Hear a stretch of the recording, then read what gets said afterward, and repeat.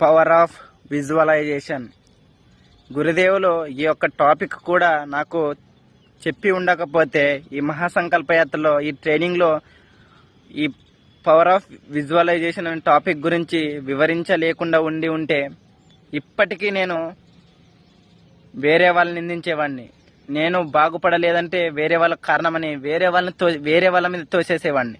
కానీ ఇప్పుడు మనం అనుభవిస్తున్నది, మనం చేస్తున్నది, మనం ఇప్పుడు ఉంటున్నది కేవలం మనం గతంలో ఊహించుకున్నదే, గతంలో మనం ఇంట్యూషన్ చేసినదే.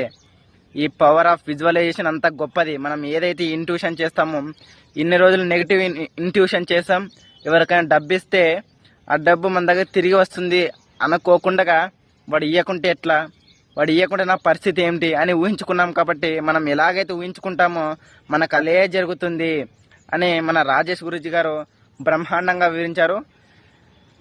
ఈ పవర్ ఆఫ్ విజువలైజేషన్ అనే టాపిక్ అద్భుతంగా నాకు అర్థమైంది. ఇప్పటి నుంచి దాన్ని ఫాలో అవుతానని గురూజీకి మాటిస్తున్నాను.